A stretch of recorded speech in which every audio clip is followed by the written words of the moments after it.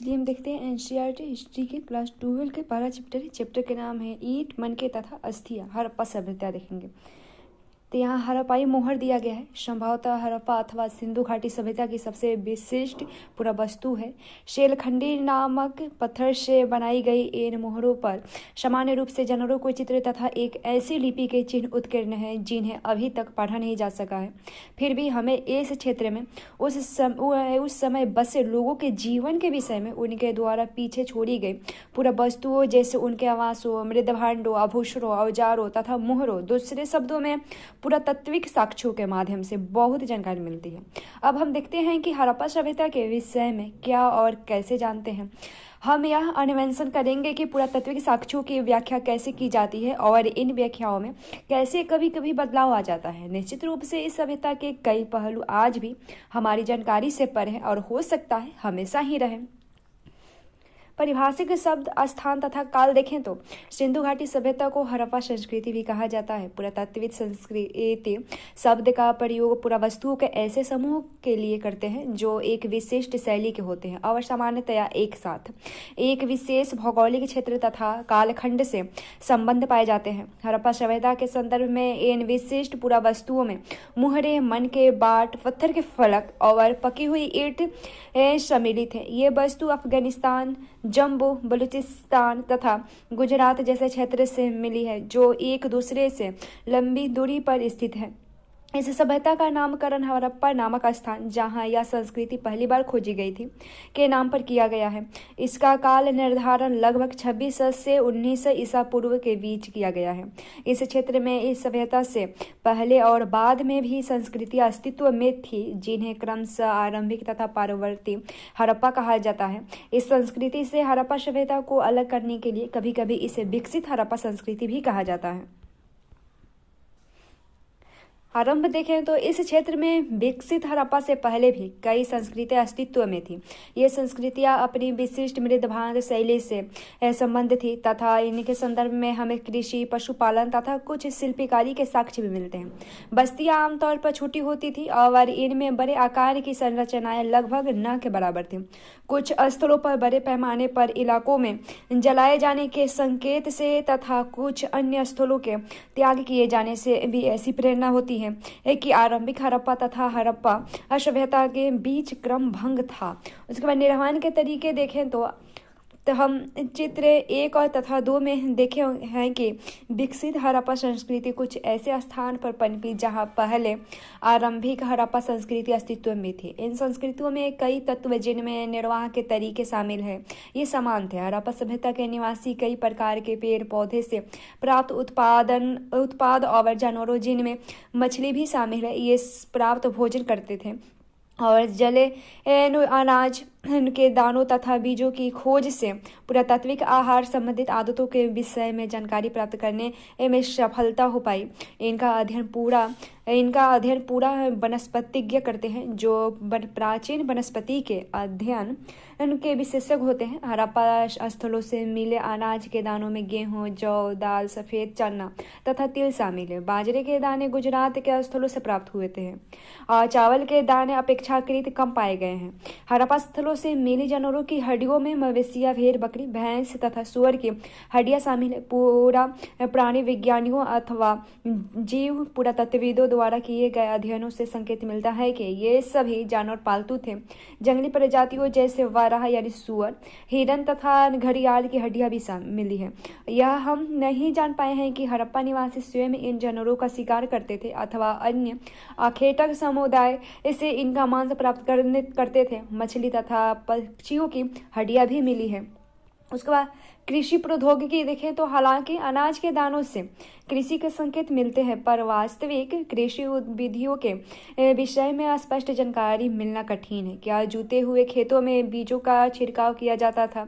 मोहरों पर किए गए रेखांकन तथा मृत मूर्तियां यह अंकित करती है कि वृषभ के विषय में जानकारी थी और इस आधार पर पुरातात्विक यह मानते हैं कि खेत जोतने के लिए बैलों का प्रयोग होता था। साथ ही चोलिस्तान के कई स्थलों फसलों और बनावली जो हरियाणा में बनावली से मिट्टी से बने हल के प्रतिरूप मिले हैं। इसके अतिरिक्त पुरातत्वविदों को कालीबंगन यानी राजस्थान नामक स्थान पर जुते हुए खेत का साक्ष्य मिला है जो आरंभिक हड़प्पा स्तरों से संबंध है। इस खेत में हल रेखाओं के दो समूह एक दूसरे को समकोण पकड़ते हुए विद्यमान थे जो दर्शाते हैं कि एक साथ दो अलग अलग फसलें उगाई जाती थी।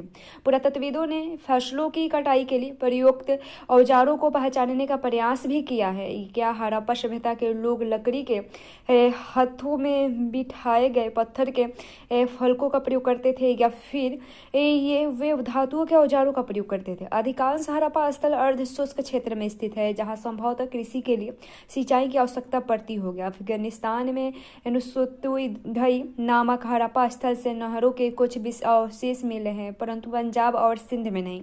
ऐसा संभव है कि प्राचीन नहरें बहुत पहले ही गाद से भर गए थे और ऐसा भी हो सकता है कि कुओं से प्राप्त पानी का प्रयोग सिंचाई के लिए किया जाता होगा। इसके अतिरिक्त धोलावीरा यानी गुजरात में मिले जलाशयों का प्रयोग संभवतः कृषि के लिए जल संचय हेतु किया जाता था। उसके बाद पूरा वस्तुओं की पहचान कैसे की जाती है तो देखें तो भोजन तैयार करने की प्रक्रिया में अनाज पीसने के यंत्र तथा उन्हें आपस में मिलाने मिश्रण करने तथा पकाने के लिए बर्तनों की आवश्यकता थी। इन सभी को पत्थर धातु तथा मिट्टी से बनाया जाता था।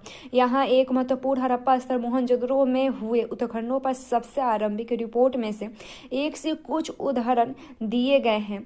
अवतल चक्कियाँ बड़ी संख्या में मिली है। ऐसा प्रतीत होता है कि अनाज पीसने के लिए प्रयुक्त ये एकमात्र साधन थी। साधारणतया ये चक्कियां स्थूल कठोर कंकरीले अग्निज अथवा बलुआ पत्थर से निर्मित थी और आमतौर पर इनसे अत्यधिक प्रयोग के संकेत मिलते हैं। चूंकि इन चक्कियों के तल सामान्यतया उत्तल है निश्चित रूप से इन्हें जमीन में अथवा मिट्टी में जमा कर रखा जाता होगा और जिससे उन्हें हिलने से रोका जा सके। दो मुख्य प्रकार की चक्कियां मिलती है। एक वे हैं जिन पर एक दूसरा पत्थर आगे पीछे चलाया जाता था जिससे निचला पत्थर खोखला हो जाता था और तथा दूसरी वे हैं जिनका प्रयोग संभवतः केवल सालन या तरी बनाने के लिए जड़ी बूटियां अथवा मसालों को कूटने के लिए किया जाता था। इन दूसरे प्रकार के पत्थरों को हमारे श्रमिकों द्वारा सालन पत्थर नाम दिया गया है और तथा हमारे वारचियों ने एक यही पत्थर रसोई में प्रयोग के लिए संग्रहालय से उधार मांगा है। फिर हम देखते हैं मोहनजोदड़ो के देखेंगे एक नियोजन शहरी केंद्र देखते हैं तो संभवतः हड़प्पा सभ्यता का सबसे अनूठा पहलू के शहरी केंद्रों का विकास था। आइए ऐसे ही एक केंद्र मोहनजोदड़ो को और सूक्ष्मता से देखते हैं। हालांकि मोहनजोदड़ो सबसे प्रसिद्ध पुरा स्थल है, सबसे पहले खोजा गया स्थल है। बस्ती दो भागों में विभाजित है, एक छोटा लेकिन ऊंचाई पर बनाया गया है और दूसरा कहीं अधिक बड़ा लेकिन नीचे बनाया गया। पुरातत्वविदों ने इन्हें क्रमशः दुर्ग और निचला शहर का नाम दिया है। दुर्ग की ऊंचाई का कारण यह था कि यहाँ की संरचनाएं कच्ची ईंटों के चबूतरे पर बनी थी। दुर्ग को दीवार से घेरा गया था जिसका अर्थ है कि इसे निचले शहर से अलग किया जाए और पर से निचला शहर भी दीवार से घेरा गया था। इसके अतिरिक्त कई भवनों को ऊंचे चबूतरों पर बनाया गया था जो नींव का कार्य करते थे। अनुमान लगाया गया है कि यदि एक श्रमिक प्रतिदिन 1 घनीय मीटर मिट्टी धोता होगा तो मात्र आधारों को बनाने के लिए 40 लाख श्रम दिवसों अर्थात बहुत बड़े पैमाने पर श्रम की आवश्यकता पड़ी होगी। अब कुछ और देखेंगे हम। एक बार चबूतरे के यथास्थान बनाने के बाद शहर का सारा भवन निर्माण कार्य चबूतरे पर एक निश्चित क्षेत्र तक सीमित था। इसलिए ऐसा प्रतीत होता है कि पहले बस्ती का नियोजन किया गया था और फिर उसके अनुसार कार्यान्वयन नियोजन के अन्य लक्षणों में ईंट शामिल है जो भले ही धूप में सुखाकर अथवा मिट्टी में भट्टी में पकाकर बनाई गई हो, एक निश्चित अनुपात की होती थी जहां लंबाई और चौड़ाई ऊंचाई की एक क्रमशः 4 गुनी और 2 गुनी थी। इस प्रकार की ईंट सभी हड़प्पा बस्तियों में प्रयोग में लाई गई थी। उसमें नालों का निर्माण देखें तो हड़प्पा शहरों की सबसे अनूठी विशेषताओं में से एक ध्यानपूर्वक नियोजित जल निकास प्रणाली थी। यदि आप निचले शहर के नक्शे को देखें तो आप यह जान पाएंगे कि सड़कों तथा गलियों को लगभग एक ग्रिड पद्धति में बनाया जाता था और ये एक दूसरे को समकोण पकड़ती थी। ऐसा प्रतीत प्रतीत होता है कि पहले नलियों के साथ गलियों को बनाया गया था और फिर उनमें के अलग बगल आवासों का निर्माण किया गया था। यदि घरों के गंदे पानी को गलियों की नालियों से जोड़ना था तो प्रत्येक घर के कम से कम एक दीवार का गली से सटा होना चाहिए। दुर्ग देखिए क्या है, तो हालांकि अधिकांश हड़प्पा बस्तियों में एक छोटा ऊंचा पश्चिमी तथा एक बड़ा लेकिन निचला पूर्वी भाग है, पर इस नियोजन में विविधताएं भी है। धोलावीरा तथा लोथल जो गुजरात में है जैसे स्थलों पर पूरी बस्ती किलेबंद थी तथा शहर के कई हिस्से भी दीवारों से घेर कर अलग किए गए थे। लोथल में दुर्ग दीवार से घिरा तो नहीं था पर कुछ ऊंचाई पर बनाया गया था। फिर मोहनजोदड़ो को गृह स्थापत्य देखें तो मोहनजोदड़ो का निचला शहर आवासीय भवनों के उदाहरण प्रस्तुत करता है। इनमें से कई एक आंगन पर केंद्रित है जिसके चारों ओर कमरे बने हैं। संभवतः आंगन खाना पकाने के और कटाई करने जैसी गतिविधियों का केंद्र था, खास तौर से गर्म और शुष्क मौसम में। यहाँ का एक अन्य रोचक पहलू लोगों द्वारा अपनी एकांतता को दिया जाने वाला महत्व था। भूमि तल पर बनी दीवारों में खिड़कियां नहीं हैं। इसके अतिरिक्त मुख्य द्वार से आंतरिक भाग अथवा आंगन का सीधा अवलोकन नहीं होता। हर घर का ईंटों के फर्श से बना अपना एक स्नान घर होता था जिसकी नलियां दीवार के माध्यम से सड़क की नालियों से जुड़ी हुई थी। कुछ घरों में दूसरे तल या छत पर जाने हेतु बनाई गई सीढ़ियों के अवशेष मिले हैं। कई आवासों में कुएं थे जो अधिकांशतः एक ऐसे कक्ष में बनाए गए थे जिसमें बाहर से आया जा सकता था और जिसका प्रयोग संभवतः राहगीरों द्वारा किया जाता था। विद्वानों ने अनुमान लगाया है कि मोहनजोदड़ो में कुओं की कुल संख्या 700 है। फिर देखते हैं अब तक खोजी गई प्राचीनतम प्रणाली क्या है।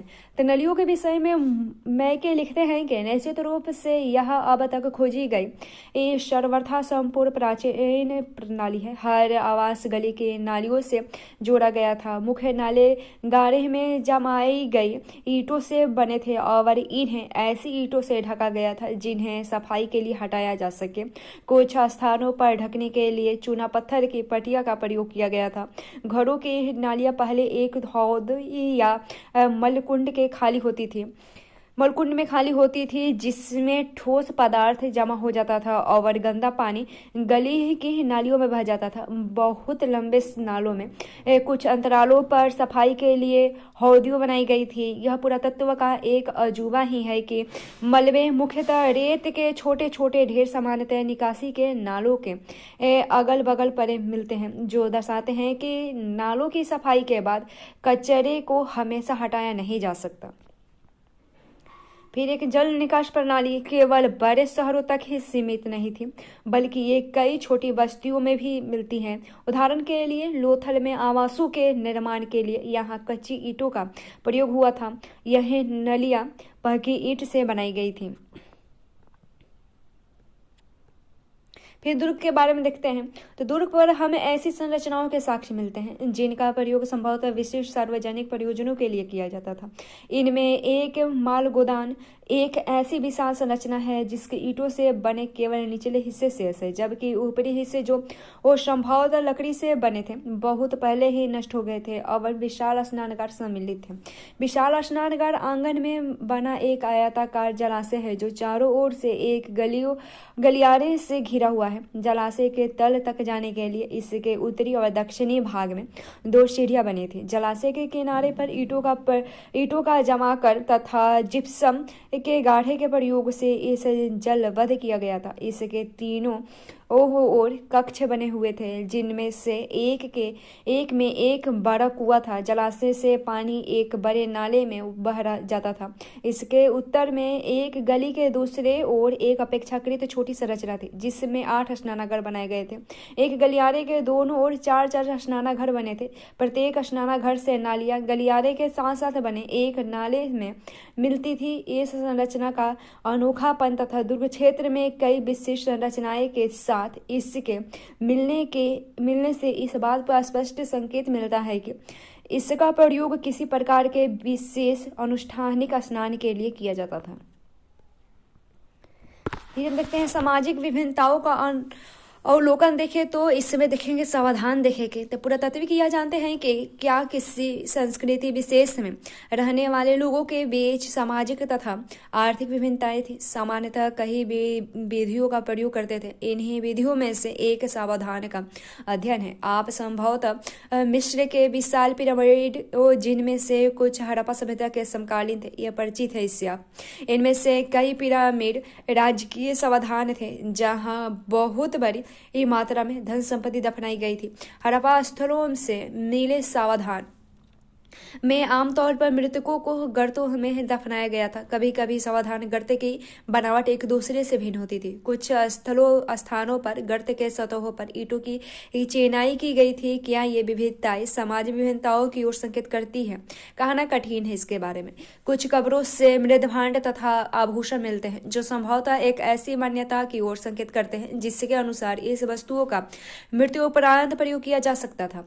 पुरुषों और महिलाओं दोनों के सावधानों से आभूषण मिले हैं। 1980 के दशक के मध्य में हड़प्पा के कब्रिस्तान में हुए उत्खननों में से एक पुरुष की खोपड़ी के समीप शंख के 3 छल्ल जेस्पर यानी एक प्रकार का उपरत्न के मनके तथा सैकड़ों की संख्या में सूक्ष्म मनके से बना एक आभूषण मिला है। कहीं कहीं पर मृतकों को तांबे के दर्पणों के साथ दफनाया गया है, परंतु कुछ मिलाकर ऐसा लगता है कि हड़प्पा सभ्यता के निवासियों का मृतकों के साथ बहुमूल्य वस्तुएं दफनाने में विश्वास नहीं करते थे।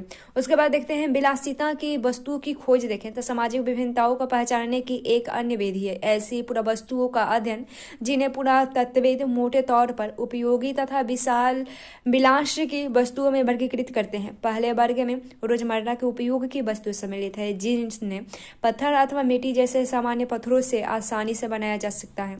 इनमें चकिया, मृदभांड, सुइया, झावा आदि शामिल हैं। ये वस्तुएं सामान्य रूप से बस्तियों में सर्वत्र पाई गई है। पुरातत्वविदों उन वस्तुओं को कीमती मानते हैं जो दुर्लभ हो अथवा महंगी हो, स्थानीय स्तर पर अनुपलब्ध पदार्थों से अथवा जटिल तकनीकों से बनी हुई। इस प्रकार फाइनेंस यानी घिरी हुई रेत अथवा बालू तथा रंग के चिपचिपे पदार्थ के मिश्रण को पका कर बनाया गया पदार्थ है के छोटे पात्र संभवतः कीमती माने जाते थे क्योंकि इन्हें बनाना कठिन था। स्थिति तो अब और जटिल हो जाती है जब हमें रोजमर्रा के प्रयोग की वस्तुएं जैसे तकलिया जो फयांस जैसे दुर्लभ पदार्थ से बनी है मिलती है। क्या हम इसका वर्गीकरण उपयोगी या फिर विलासी की वस्तुओं के रूप में करें? यदि हम ऐसी वस्तुओं के वितरण का अध्ययन करें तो हम पाते हैं कि महंगे पदार्थ से बनी दुर्लभ वस्तुएं सामान्यतः मोहनजोदड़ो और हड़प्पा जैसी बड़ी बस्तियों में केंद्रित है। जो छोटी बस्तियों में ये बिरले ही मिलते हैं। उदाहरण के लिए फयांस से बने लघु पात्र जो संभवतः सुगंधित द्रवों के पात्रों के रूप में प्रयुक्त होते थे अधिकांशतः मोहनजोदड़ो और हड़प्पा से मिले हैं और कालीबंगन जैसी छोटी बस्तियों से बिल्कुल नहीं।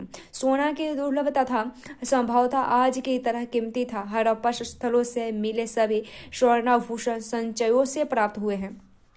उसके बाद शिल्प उत्पादन के विषय में जानकारी देखें तो हम मानचित्र 1 में मोहनजोदड़ो को चिन्हित किया गया है उसे देखे हैं।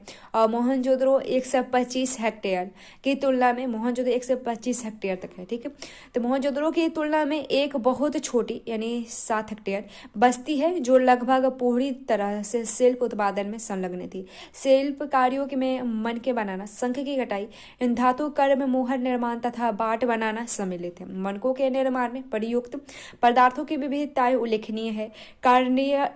कार्नेलियन यानी सुंदर लाल रंग का, जेस्पर, एस्फर्टिक, क्वार्टज तथा शेलखंडी जैसे पत्थर, तांबा, कांसा तथा सोने जैसे धातुएं तथा शंख, फयांस और पकी मिट्टी सभी प्रकार के सभी का प्रयोग मनके बनाने में होता था। और कुछ मनके 2 या उससे अधिक पत्थरों को आपस में जोड़कर बनाए जाते थे और कुछ सोने के टोप वाले पत्थर के होते थे। इनके कई आकार होते थे जैसे चक्राकार, बेलनाकार, गोलाकार, ढोलाकार तथा खंडित। कुछ को उत्कीर्ण या चित्रकारी के माध्यम से सजाया गया था और कुछ को रेखाचित्र उकेरे गए थे। मनके बनाने की तकनीकों में प्रयुक्त पदार्थ के अनुसार विभिन्नताएं थी। शेलखंडी जो एक बहुत मुलायम पत्थर है पर आसानी से कार्य को हो जाता था और कुछ मन के शिलखंडी चूर्ण के लेप को सांचे में ढालकर तैयार किया जाता था। इससे ठोस पत्थरों से बनाने वाले केवल ज्यातिहीय आकारों के विपरीत कई विविध आकारों के मन के बनाए जा सकते थे। शिलखंडी के सूक्ष्म मन के कैसे बनाए जाते थे, यह प्रश्न प्राचीन तकनीकी का अध्ययन करने वाले पुरातत्वविदों के लिए एक पहेली बने हुआ था। पुरातत्वविदों द्वारा किए गए प्रयोग ने यह दर्शाया है कि कार्निलियन का लाल रंग पीले रंग के कच्चे माल तथा उत्पादन के विभिन्न चरणों में मनकों को आग में पकाकर प्राप्त किया जाता था। पत्थर के पिंडों को पहले अपरिकृष्ट आकारों में तोड़ा जाता था और फिर बारीकी से शल्क निकाल कर उन्हें अंतिम रूप दिया जाता था। घिसाई, पॉलिश और इनमें छेद करने के साथ ही यह प्रक्रिया पूरी होती थी। चन्होद्रो, लोथल और हाल ही में धोलावीरा से छेद करने के विशेष उपकरण मिले हैं। और हम मानचित्र 1 में नागेश्वर तथा बालकोट को चिन्हित करके आप पाएंगे कि ये दोनों बस्तियां समुद्र तट के समीप स्थित है। ये शंख से बनी वस्तुओं जिनमें चूड़ियां, करछियां तथा पचिकारी की वस्तुएं सम्मिलित थी के निर्माण के वे श्रेष्ठ केंद्र थे और यहाँ जहाँ से यह माल दूसरी बस्तियों तक ले जाया जाता था। इसी प्रकार यह भी संभव है कि चन्होद्रो और लोथल से तैयार माल यानी जैसे मन के मोहनजोदड़ो और हड़प्पा जैसे बड़े शहरी केंद्र तक लाया जाता था। फिर उत्पादन केंद्रों की पहचान देखें तो शिल्प उत्पादन के केंद्रों की पहचान के लिए पुरातत्विक सामान्यतः निम्नलिखित को ढूंढते हैं। प्रस्तर, पिंड, पूरे शंख तथा तांबा, अयस्कर जैसे कच्चा माल, औजार, अपूर्ण वस्तुएं त्याग दिया गया तथा कूड़ा करकट, यहाँ तक कि कूड़ा करकट शिल्प के कार्य के सबसे अच्छे संकेतकों में से एक है। उदाहरण के लिए यदि वस्तुओं के निर्माण के लिए शंख अथवा पत्थर को काटा जाता था तो इन पत्थरों के टुकड़े कूड़े के रूप में उत्पादन के स्थान पर फेंक दिया जाता था। कभी कभी बड़े बेकार टुकड़ों को छोटे आकार की वस्तु बनाने के लिए प्रयोग किया जाता था, परंतु बहुत छोटे टुकड़ों को वो कार्यस्थल पर ही छोड़ दिया जाता था। ये टुकड़े इस ओर संकेत करते हैं कि छोटे विशिष्ट केंद्रों के अतिरिक्त मोहनजोदड़ो तथा हड़प्पा जैसे बड़े शहरों में भी शिल्प उत्पादन के कार्य किया जाता था। फिर हम देखें माल प्राप्त करने संबंधित नीतियां देखते हैं। जैसा कि स्पष्ट है, शिल्प उत्पादन के लिए कई प्रकार के कच्चे माल का प्रयोग होता था। हालांकि कुछ जैसे कि मिट्टी स्थानीय स्तर पर उपलब्ध थे, कुछ अन्य जैसे पत्थर, लकड़ी तथा धातु जलोढ़ मैदान से बाहर के क्षेत्र से मंगाने पड़ते थे। बैलगाड़ियों के मिट्टी से बने खिलौने के प्रति रूप संकेत करते हैं कि यह सामान तथा लोगों के लिए स्थल मार्गों द्वारा परिवहन का एक महत्वपूर्ण साधन था। संभवतः सिंधु तथा इनकी उपनदियों के बगल में बने नदी मार्गों के साथ ही तटीय मार्गों का भी प्रयोग किया जाता था। उसके बाद इसी में हम उपमहाद्वीप तथा इसके आगे से आने वाले माल देखें तो हड़प्पावासी शिल्प उत्पादन हेतु माल प्राप्त करने के लिए कई तरीके अपनाते थे। उदाहरण के लिए उन्होंने नागेश्वर और बालाकोट में जहां शंख आसानी से उपलब्ध था बस्तियां स्थापित थी। ऐसे ही कुछ अन्य पुरास्थल थे। सुदूर अफगानिस्तान में शतुरघई जो अत्यंत कीमती जाने माने वाली नीले रंग के पत्थर लाजवर्ध मणि के सबसे अच्छे स्रोत के निकट स्थित था, तथा लोथल जो कार्निलियन यानी गुजरात में भरूच, शेलखंड यानी दक्षिण स्थान तथा उत्तरी गुजरात से और धातु राजस्थान से के स्रोत निकट स्थित है। कच्चा माल प्राप्त करने की एक अन्य नीति थी राजस्थान के खेतरी अंचल यानी तांबे के लिए तथा दक्षिण भारत में सोने के लिए जैसे क्षेत्रों में अभियान भेजना तथा इन अभियानों के माध्यम से स्थानीय समुदाय के साथ संपर्क स्थापित किया जाता था। इन इलाकों में यदा कदा मिलने वाली हड़प्पाई पुरावस्तुएं ऐसे संपर्कों की संकेत करती है कि खेतरी क्षेत्र में मिले साक्ष्यों को पुरातत्वविदों ने गणेश्वर जोधपुरा संस्कृति का नाम दिया है। ये संस्कृति के विशिष्ट मृदभांड हड़प्पाई मृदभांडों से भिन्न थे तथा यह तांबे की वस्तुओं की असाधारण संपदा मिलती थी। ऐसा संभव है कि इस क्षेत्र के निवासी हड़प्पा सभ्यता के लोगों को तांबा भेजते थे। फिर सुदूर क्षेत्रों से संपर्क देखें तो हाल ही में हुई पुरातात्विक खोज इंगित करती है कि तांबा संभवतः अरब प्रायद्वीप के दक्षिण पश्चिम छोर पर स्थित ओमान से भी लाया जाता था। रासायनिक विश्लेषण दर्शाते हैं कि ओमानी तांबे तथा हड़प्पाई पुरावस्तुओं दोनों में निकट के अंश मिलते हैं, जो दोनों के साझा उद्भव की ओर संकेत करते हैं। संपर्क के और भी संकेत मिलते हैं। एक विशिष्ट प्रकार के अनुपात्र अर्थात एक बार हड़प्पाई मर्तबान जिसके ऊपर काली मिट्टी की एक मोटी परत चढ़ाई गई थी, ओमानी स्थल से मिला है और ऐसी मोटी परतें तथा पदार्थों के रिसाव को रोक देती थी। हमें यह नहीं पता कि इन पात्रों में क्या रखा जाता था। यह संभव है कि हड़प्पा सभ्यता के लोग इनमें रखे सामान का ओमानी तांबे से विनिमय करते थे। तीसरी सहस्त्राब्दी ईसा पूर्व से में दिनांकित मेसोपोटामिया के लेखों में मागान, जो संभवतः ओमान के लिए प्रयुक्त नाम था, नामक क्षेत्र से तांबे के आगमन के संदर्भ में मिलते हैं। जहां रोचक बात यह है कि मेसोपोटामिया के स्थल से मिले तांबे में भी निकल के अंश मिले हैं। लंबी दूरी के संपर्क की ओर संकेत करने वाले अन्य पुरातात्विक खोजों में हड़प्पाई मुहरे, बाट, पासे तथा मन के शामिल हैं। इन संदर्भ में यह भी देखना महत्वपूर्ण है कि मेसोपोटामिया के लेख दिलनोम यानी संभवतः बहरीन द्वीप, मगान तथा मेलुआ संभवतः हड़प्पाई क्षेत्र के लिए प्रयुक्त शब्द नामक क्षेत्रों से संपर्क की जानकारी मिलती है। यह लेख मेलुआ से प्राप्त निम्नलिखित उत्पादन का उल्लेख करते हैं: कार्नेलियन, लाजवर्द मणि, तांबा, सोना तथा विविध प्रकार की लकड़ियां। मेलुआ के विषय में एक मेसोपोटामिया मिथक यह बताता है कि हमारा पक्षी हाजा पक्षी हो और उसकी आवाज रामप्रसाद में सुनाई दे। कई पुरातत्वविदों का मानना है कि हाजा पक्षी मोर था और क्या यह नाम उसे अपनी आवाज से मिला था। ऐसा संभव है कि ओमान, बहरीन या मेसोपोटामिया से संपर्क सामुद्रिक मार्ग से था। मेसोपोटामिया के लेख मेलुआ को नाविकों का देश कहते हैं और इसके अतिरिक्त हम मोहरों पर हजारों तथा नावों के चित्रांकन पाते हैं। फिर हम देखते हैं मुहरे, लिपि तथा बाट के बारे में देखे थे। तो मुहरे और मुद्रांकन देखते हैं।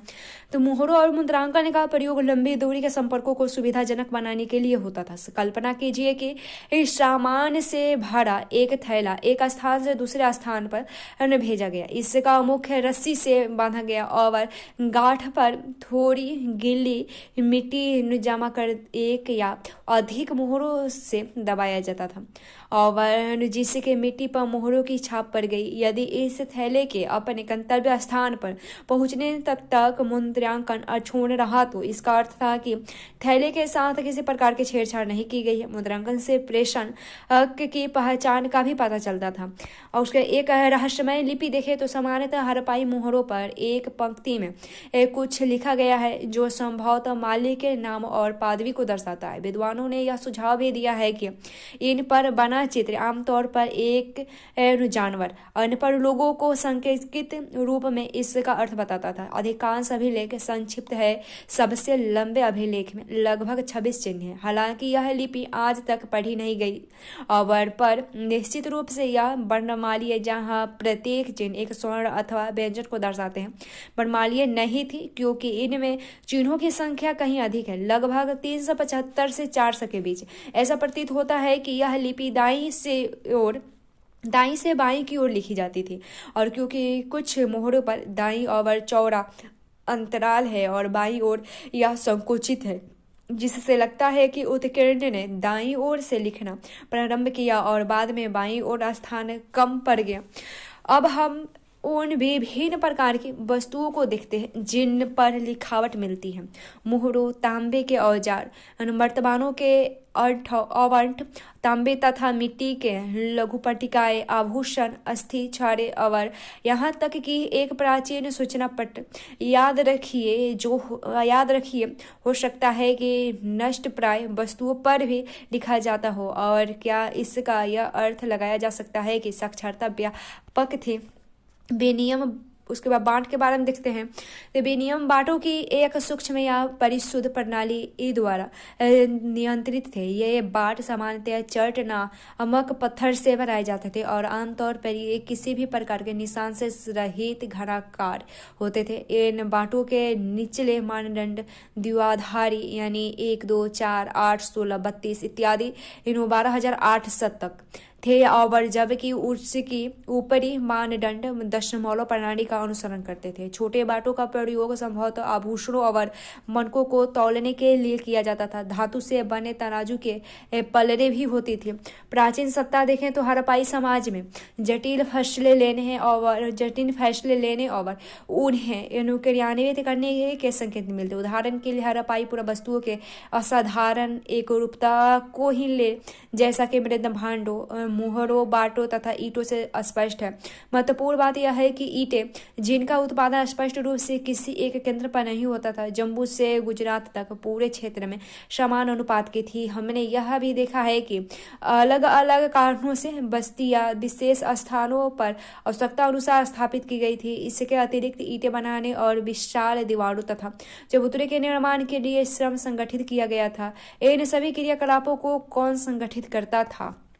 उसके प्रसाद तथा शासक देखें तो सत्ता के केंद्र अथवा सत्ताधारी लोगों के विषय में पुरातात्विक विवरण हमें कोई त्वरित उत्तर नहीं देते हैं। पुरातत्वविदों ने मोहनजोदड़ो में मिले एक विशाल भवन को एक प्रसाद की संज्ञा दी, परंतु इसके वो संबंध कोई भव्य वस्तुएं नहीं मिलती हैं। एक पत्थर की मूर्ति को पुरोहित राजा की संज्ञा दी गई है और यह नाम आज भी प्रचलित है। ऐसा इसलिए है क्योंकि पुरातत्व मेसोपोटामिया के इतिहास तथा वहां के पुरोहित राजाओं से परिचित है और यही समानताएं उन्होंने सिंधु क्षेत्र में भी ढूंढी। लेकिन जैसा कि हम देखेंगे, हड़प्पा सभ्यता की अनुष्ठानिक प्रथाएं अभी तक ठीक प्रकार से समझी नहीं जा सकी है और न ही यह जानने के साधन उपलब्ध हुए हैं कि क्या जो लोग इन अनुष्ठानों का निष्पादन करते थे उन्हीं के पास राजनीतिक सत्ता होती थी। कुछ पुरातात्विक इस मत के हैं कि हड़प्पाई समाज के शासक नहीं थे और सभी की सामाजिक स्थिति समान थी। दूसरे पुरातात्विक यह मानते थे कि यहाँ कोई एक नहीं बल्कि कई शासक थे, जैसे मोहनजोदड़ो, हड़प्पा आदि के अपने अलग अलग राजा होते थे। कुछ और यह तर्क देते हैं कि यह एक ही राजा था, जैसे कि पुरावस्तुओं में समानताओं, नियोजित बस्तियों के साक्ष्यों, ईंटों के आकार में निश्चित अनुपात तथा वस्तुओं के कच्चे माल के स्रोत के समीप संस्थापित होने से स्पष्ट है कि अभी तक स्थिति में अंतिम परिकल्पना सबसे युक्तिसंगत प्रतीत होती है, क्योंकि यह कदाचित संभव नहीं लगता है कि पूरे के पूरे समुदाय द्वारा इकट्ठे ऐसे जटिल निर्णय लिए तथा क्रियान्वित किए जाते होंगे। उसका सभ्यता का अंत कैसे हुआ देखते हैं। ऐसे साक्ष्य मिले हैं जिनके अनुसार लगभग 1800 ईसा पूर्व तक चोलिस्तान जैसे क्षेत्रों में अधिकांश विकसित हड़प्पा स्थलों को त्याग दिया गया था। इसके साथ ही गुजरात, हरियाणा तथा पश्चिमी उत्तर प्रदेश की नई बस्तियों में आबादी बढ़ने लगी थी। ऐसा लगता है कि उत्तर हड़प्पा के क्षेत्र 19 ईसा पूर्व के बाद भी अस्तित्व में थे और कुछ चुने हुए हड़प्पा स्थलों की भौतिक संस्कृति में बदलाव आया था, जैसे सभ्यता की विशिष्ट पुरावस्तुओं, बाटों, मुहरों तथा विशिष्ट मनकों का समाप्त हो जाना, लेखन, लंबी दूरी का व्यापक तथा शिल्प विशेषज्ञों का भी समाप्त हो गई। सामान्यतः थोड़ी वस्तुओं के निर्माण के लिए थोड़ा ही माल प्रयोग में लाया जाता था। आवास निर्माण की तकनीकों का ह्रास हुआ था तथा बड़ी सार्वजनिक संरचनाओं का निर्माण अब बंद हो गया था। कुल मिलाकर पुरावस्तुएं तथा बस्तियां इन संस्कृतियों में एक ग्रामीण जीवन शैली की ओर संकेत करती थी। इन संस्कृतियों को उत्तर हड़प्पा अथवा अनुपरवर्ती संस्कृतियां कहा गया है। और ये परिवर्तन कैसे हुए, इस विषय में कई व्याख्याएं दी गई हैं। इसमें जलवायु परिवर्तन, वनों की कटाई, अत्यधिक बाढ़, नदियों का सूख जाना और या मार्ग बदल लेना तथा भूमि का अत्यधिक उपयोगी सम्मिलित है। इनमें से कुछ कारण कुछ बस्तियों के संदर्भ में तो सही हो सकते हैं, परंतु पूरी सभ्यता के पतन की व्याख्या नहीं करते। ऐसा लगता है कि एक सुदृढ़ एकीकरण के तत्व संभवतः हड़प्पाई राज्य का अंत हो गया था। मुहुरु लिपि विशिष्ट मनको तथा मृदभांडु के लोप, मानकीकृत बाट प्रणाली के स्थान पर स्थानीय बाटों के प्रयोग, शहरों के पतन तथा परित्याग जैसे परिवर्तन से इस तर्क को बल मिलता है। उपमहाद्वीप को एक पूरी तरह से अलग क्षेत्र में नए शहरों के विकास के लिए एक सहस्राब्दी से भी अधिक समय तक प्रतीक्षा करनी पड़ी। फिर एक आक्रामक साक्ष्य भी मिलता है, तो देखते हैं। डेडमैन लेन एक सकड़ी गली है जिसकी चौड़ाई 3 से 6 फीट तक परिवर्ती है। यह बिंदु जहां यह गली पश्चिम की ओर मुड़ती है, 4 फीट तथा 2 इंच की गहराई पर एक खोपड़ी का भाग, एक वयस्क की छाती तथा हाथ के ऊपरी भाग की हड्डियां मिली है। ये सभी बहुत भूरी अवस्था में है। यह धर पीठ के बल गली में आड़ा पड़ा हुआ था। पश्चिम की ओर 15 इंच की दूरी पर एक छोटी खोपड़ी के कुछ टुकड़े थे। इन गली के नाम इन्हीं अवशेषों पर आधारित हैं और ये John Marshall Mohenjodaro and the Indians civilisation 1931 से उद्धृत। 1925 के मोहनजोदड़ो के इसी भाग से 16 लोगों के अस्थि पंजर उन आभूषणों सहित मिले हैं जो उन्होंने मृत्यु के समय पहने हुए थे। बहुत समय पश्चात 1947 में IEM व्हीलर ने, जो भारतीय पुरातात्विक सर्वेक्षण के तत्कालीन डायरेक्टर जनरल थे, इन पुरातात्विक साक्ष्यों का उपमहाद्वीप में ज्ञान प्राचीनतम ग्रंथ ऋग्वेद के साक्ष्यों से संबंध स्थापित करने का प्रयास किया। उन्होंने लिखा है, ऋग्वेद में पूर्ण शब्द का उल्लेख है जिसका अर्थ है प्राचीन किला या गढ़। आर्यों के युद्ध के देवता इंद्र को पुरंदर अर्थात गढ़ विध्वंसक कहा गया है। ये दुर्ग कहाँ हैं या थे? पहले यह माना गया है कि मिथक मात्र थे। हड़प्पा में हाल में हुए उत्खननों ने मानव परिदृश्य बदल दिया। यहाँ हम मुख्यतः अनार्य प्रकार की एक बहुत विकसित सभ्यता पाते हैं जिसमें अब प्राप्त जानकारी के अनुसार विशाल किलेबंदियां की गई थी। यह सुदृढ़ रूप से स्थित सभ्यता कैसे नष्ट हुई या हो सकता है जलवायु संबंधी, आर्थिक अथवा हो सकता है जलवायु संबंधी, आर्थिक अथवा राजनीतिक हास्य ने इसे कमजोर किया हो, पर अधिक संभावना इस बात की है कि जानबूझकर तथा बड़े पैमाने पर किए गए विनाश ने इसे अंतिम रूप से समाप्त कर दिया था। यह मात्र संयोग भी हो सकता है कि मोहनजोदड़ो के अंतिम चरण के आभास होता है कि यहाँ पुरुषों, महिलाओं तथा बच्चों का जनसंहार किया गया था। पारिस्थितिकी साक्ष्यों के आधार पर इंद्र अभियुक्त माना जाता है। IEM wheeler Harappa 1936, ancient India journal 1947 उद्धरण है। फिर है 1960 के दशक में जॉर्ज डेल्स नामक पुरातत्वविद ने मोहनजोदड़ो में जनसंहार के साक्ष्य पर सवाल उठाए। उन्होंने दिखाया है कि उस स्थान पर मिले सभी अस्थि पंजर एक ही काल से संबंध नहीं थे। हालांकि इनमें से 2 से निश्चित रूप से संहार के संकेत मिलते हैं, पर अधिकांश अस्थियां जिन संदर्भ में मिली हैं वे इंगित करती है कि ये अत्यंत लापरवाही तथा श्रद्धाहीन तरीके से बनाए गए समाधान थे। शहर के अंतिम काल में संबंध विनाश का कोई स्तर नहीं है। व्यापक स्तर पर अग्निकांड के चिन्ह नहीं है। चारों ओर फैले हथियारों के बीच कवचधारी सैनिकों के शव नहीं है। दुर्ग से जो शहर एकमात्र किलेबंद भाग था, अंतिम आत्मरक्षा के कोई साक्ष्य नहीं है। GF Dales the mythical massacre एंड मोहनजोदड़ो एक्सपीडिशन 1974 से उद्धृत है। जैसा कि आप देख सकते हैं कि तथ्यों को सावधानी पूर्वक निरीक्षित कभी कभी पूर्ववर्ती व्याख्याओं को पूरे तरह से उलट देता है। फिर हम देखते हैं हड़प्पा सभ्यता की खोज देखते हैं। तो अब तक हमने हड़प्पा सभ्यता के विभिन्न पहलुओं का विश्लेषण इस संदर्भ से किया है कि किस प्रकार पुरातत्वविदों ने भौतिक अवशेषों से प्राप्त साक्ष्यों के माध्यम से एक आकर्षण के इतिहास के अलग अलग अंशों के एक साथ जोड़ा है। लेकिन एक और कहानी भी है कि किस प्रकार पुरातत्वविदों ने सभ्यता की खोज की।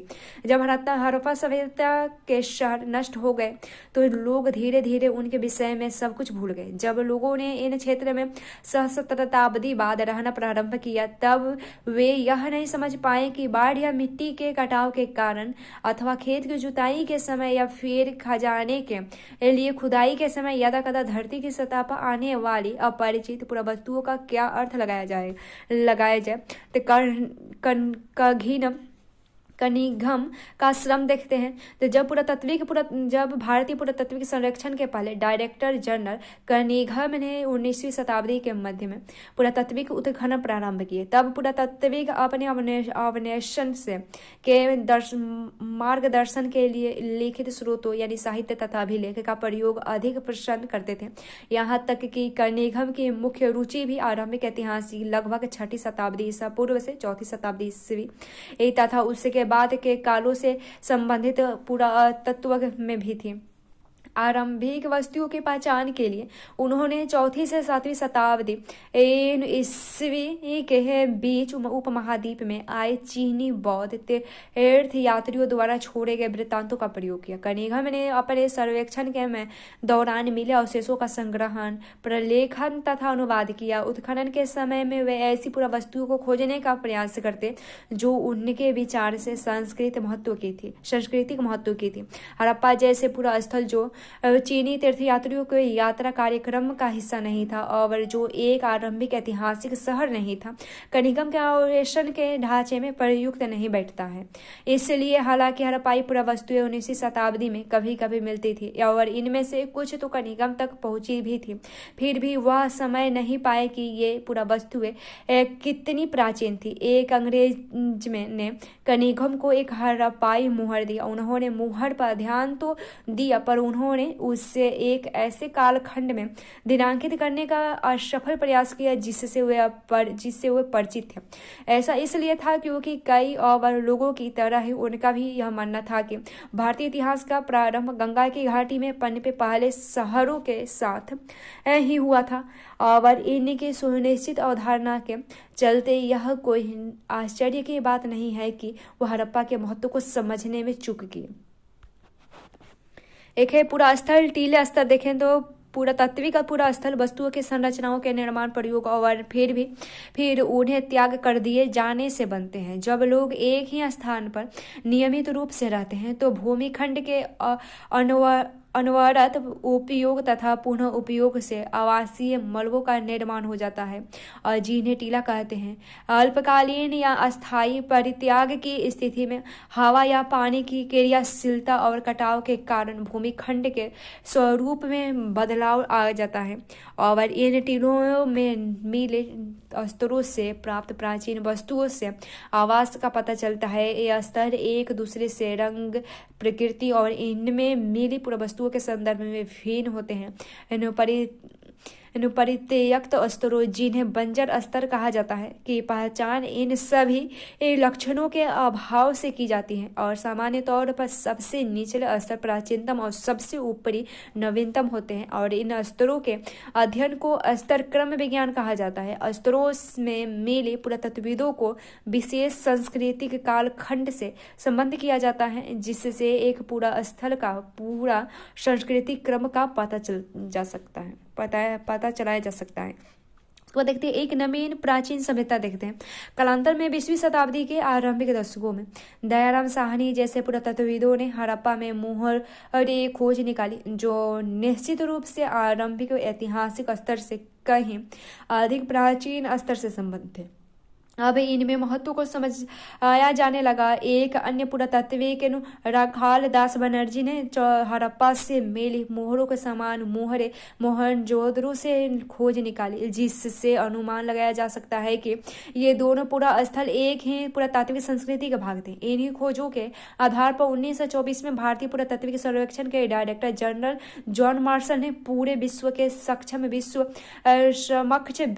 समक्ष सिंधु घाटी के एक नवीन सभ्यता की खोज की घोषणा की। जैसा कि ESN Rao the story of Indian archaeology में लिखे हैं कि मार्शल ने भारत को जहां पाया था उससे 3000 वर्ष पीछे छोड़ा। ऐसा इसलिए था क्योंकि मेसोपोटामिया के पुरास्थलों में हुए उत्खननों से हड़प्पा पुरास्थलों पर मिली मोहरों जैसे पर तब तक पहचानी न जा सकी मोहरें मिली थी। इन प्रकार विश्व को न केवल एक नई सभ्यता की जानकारी मिली पर यह भी कि वह मेसोपोटामिया के समकालीन थे। भारतीय पुरातात्विक सर्वेक्षण के डायरेक्टर जनरल के रूप में जॉन मार्शल का कार्यकाल वास्तव में भारतीय पुरातत्व के एक व्यापक परिवर्तन का काल था। वे भारत में कार्य करने वाले पहले पेशेवर पुरातत्वविद थे और वे यहाँ यूनान तथा क्रीट में अपने कार्यों का अनुभव भी लाए थे। और हालांकि अधिक महत्वपूर्ण बात यह भी है कि निगम की तरह ही उन्हें भी आकर्षक खोजों में दिलचस्पी थी पर उनमें दैनिक जीवन की पद्धतियों को जानने की भी उत्सुकता थी। फिर हम देखते हैं मार्शल पुरा स्थल के स्तर को पूरी तरह अनदेखा कर पूरे टीले के समान परिणाम वाली नियमित क्षैतिज इकाइयों के साथ साथ उत्खनन करने का प्रयास करते थे। इनका यह अर्थ हुआ कि अलग अलग स्तरों के संबंध होने पर भी एक इकाई विशेष से प्राप्त सभी वस्तुओं को सामूहिक रूप से वर्गीकृत कर दिया जाता था। परिणाम स्वरूप इन खोजों के संदर्भ के विषय में बहुमूल्य जानकारी हमेशा के लिए लुप्त हो जाती थी। फिर देखते हैं हम नई तकनीकों का प्रश्न देखते हैं।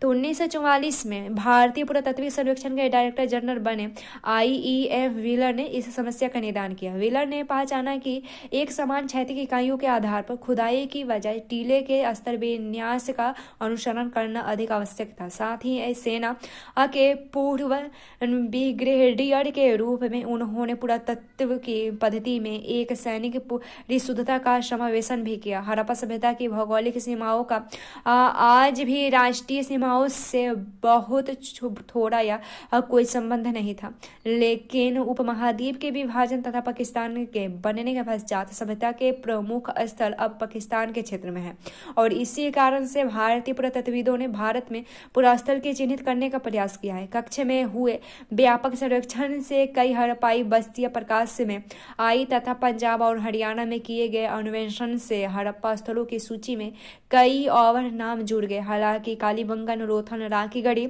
और हाल ही में हुई धोलावीरा की खोज वहां हुए अन्वेषण तथा उत्खनन इन प्रयासों का हिस्सा है। नए अन्वेषण अभी भी जारी है। इन दशकों में नए प्रश्न महत्वपूर्ण हो गए हैं कि यहाँ कुछ पुरातात्विक आमतौर पर सांस्कृतिक उपक्रम का पता लगाने के इच्छुक रहते हैं, वहीं कुछ और विशेष पुरास्थलों की भौगोलिक स्थिति के पीछे निहित कारणों को समझने का प्रयास करते हैं। वे पुरावस्तु की रूपी निधि से भी जूझते हैं और उसके संभावित उपयोगिताओं को समझने का प्रयास करते हैं। 1980 के दशक से हड़प्पाई पुरातत्व में अंतर्राष्ट्रीय स्तर पर भी रुचि लगातार बढ़ती रही है कि हड़प्पा और मोहनजोदड़ो दोनों स्थानों पर उपमहाद्वीप के तथा विदेशी विशेषज्ञ संयुक्त रूप से कार्य करते रहे हैं और वे आधुनिक वैज्ञानिक तकनीकी का प्रयोग करते हैं जिनमें मिट्टी, पत्थर, धातु की वस्तुएं तथा वनस्पति और जानवरों के अवशेष प्राप्त करने हेतु सतह का अन्वेषण और साथ ही उपलब्ध साक्ष्य के हर सूक्ष्म टुकड़े का विश्लेषण सम्मिलित है। यह अन्वेषण भविष्य में रोचक परिणाम की आशा दिलाते हैं। हड़प्पा में व्हीलर के देखे हैं आरंभिक पुरातत्वविद कई बाहर साहस की भावना से कार्य करते थे। व्हीलर ने हड़प्पा में अपने अनुभव के विषय में यह लिखा है।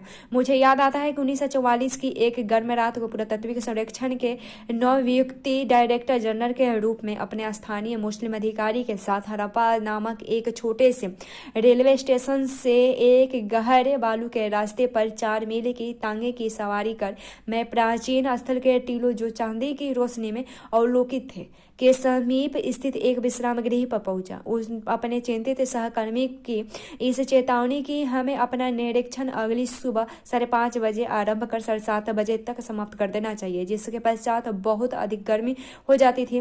के बाद प्रवेश द्वार में काली आकृति के पंखे वाले को धीरता पूर्वक बैठा छोड़ तथा पड़ोस की बिहर से अनगिनत सियारे की आवाज की हवा को चिरती हुई आवाज के बीच हम सोने चले गए।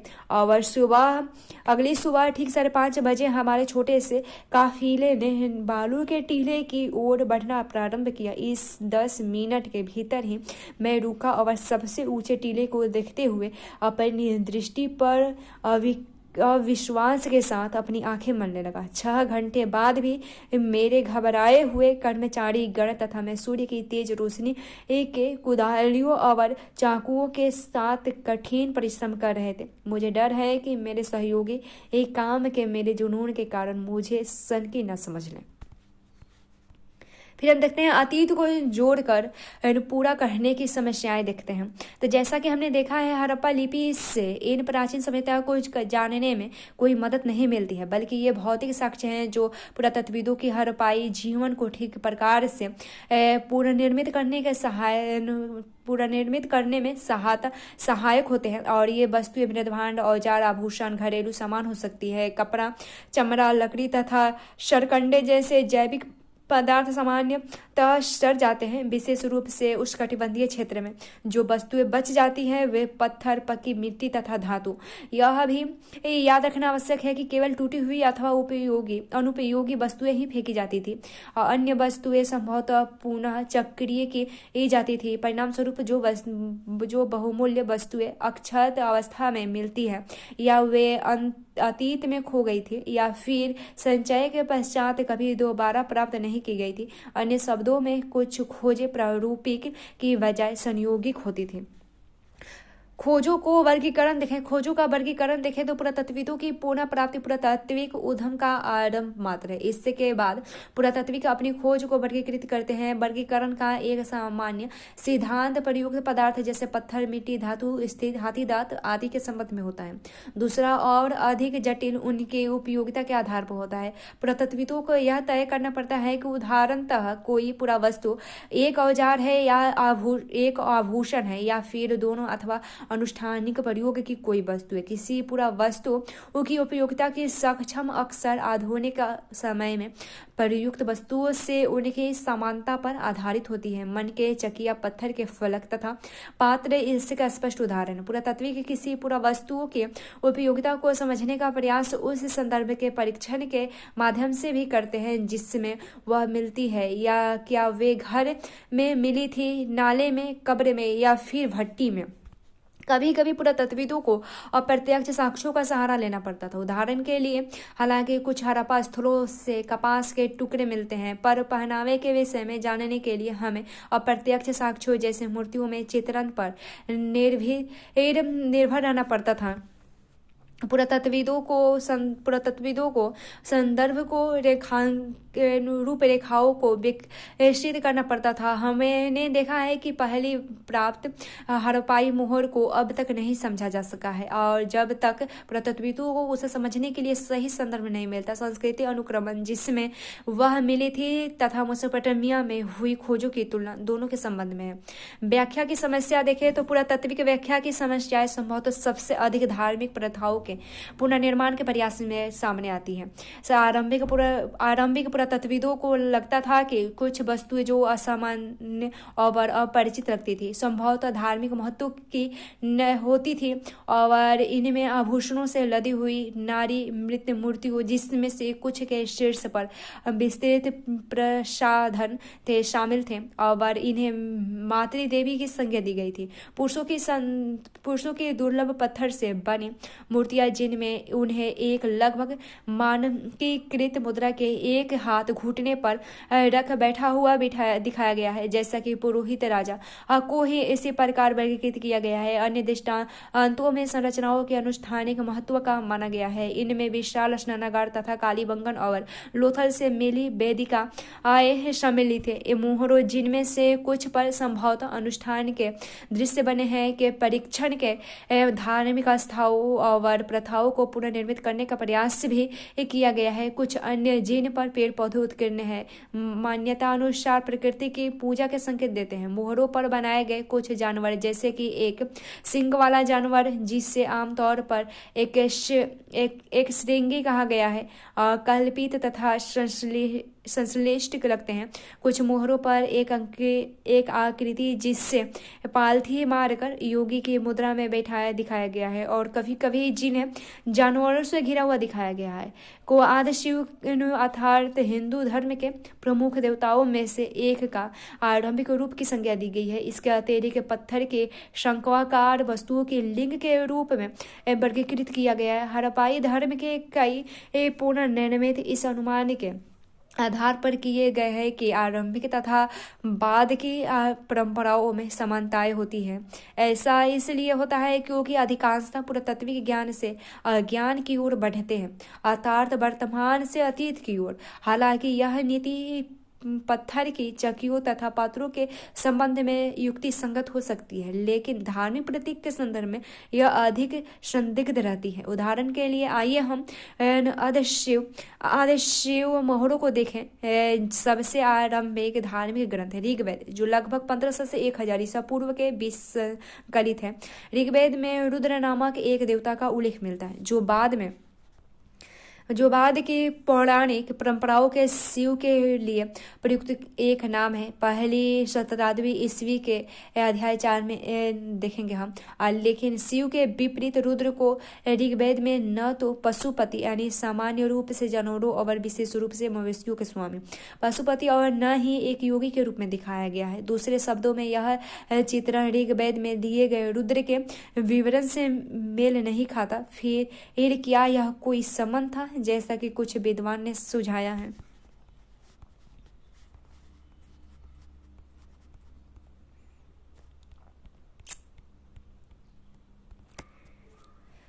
इतने दशकों में कुछ पुरातात्विक कार्यों की क्या उपलब्धि है हड़प्पाई और अर्थव्यवस्था के बारे में हमारी जानकारी कुछ बेहतर है। हम सामाजिक विभिन्नताओं की गुत्थी सुलझाने में सफल हुए हैं और सभ्यता की कार्य प्रणाली के विषय में हमारी जानकारी कुछ बढ़ी है। सच यह है कि स्पष्ट नहीं है कि लिपि के पढ़े जाने की स्थिति में हम और कितना जान पाते हैं। यदि एक द्विभाषिक अभिलेख मिलता है तो हड़प्पा निवासियों द्वारा बोली जाने वाली भाषाओं के विषय में प्रश्नों का संभवतः विराम लग सकता है। कई पुनर्निर्माण अभी भी संदिग्ध बने हुए हैं। एक विशाल स्नानागार एक अनुष्ठानिक संरचना थी। साक्षरता कितनी व्यापक थी? हड़प्पाई कब्रिस्तान में सामाजिक विभिन्नताएं कम क्यों दिखती थी? और स्त्री पुरुष संबंधों में जुड़े प्रश्नों की अनुत्तरित है। क्या महिलाएं मृतभांड बनाती थी या फिर केवल उन्हें रंगने का कार्य करती थी जैसा कि आजकल? दूसरे शिल्पकर्मियों के क्या कार्य थे? नारी मृत मूर्तियों का क्या उपयोग था? हड़प्पा सभ्यता के संदर्भ में स्त्री पुरुष संबंधों से जुड़े पहलुओं पर बहुत कम विद्वानों ने अन्वेषण किए हैं और यह भविष्य में होने वाले कार्य के लिए पूरी तरह से नया क्षेत्र है।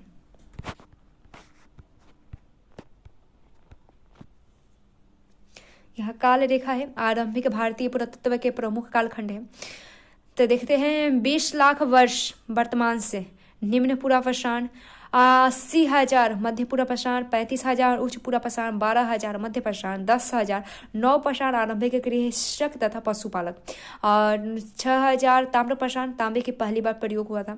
26 ईसा पूर्व हड़प्पा सभ्यता, 1000 ईसा पूर्व आरंभिक लोहकाल महापाषाण सावधान, 6 ईसा पूर्व से 400 ईसा पूर्व आरंभिक ऐतिहासिक काल।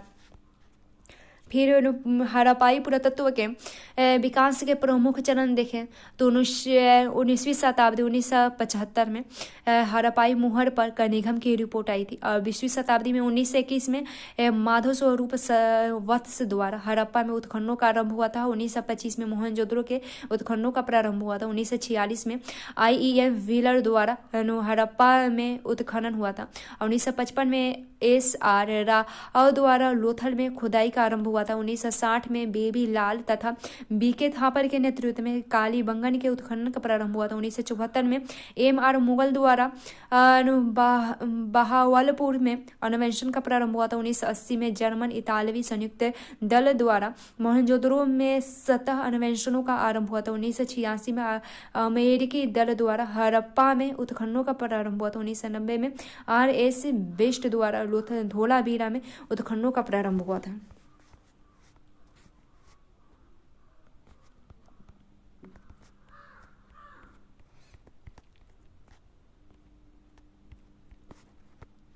यहाँ है मोहरे या लिंग दिखते हैं।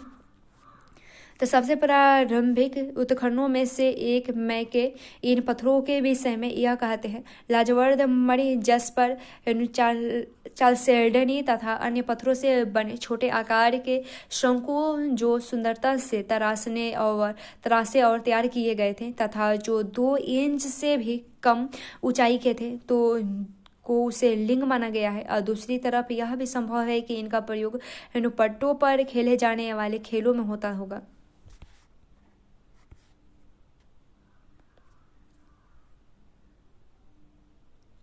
ये साइड लोग थोड़ा देखते हैं। समन वे महिलाएं और पुरुष होते हैं जो जादुई तथा इलाज करने की शक्ति होने और साथ ही दूसरी दुनिया से संपर्क साधने के सामर्थ्य का दावा करते थे, जो श्रमण होते थे। समन पुरुष महिला।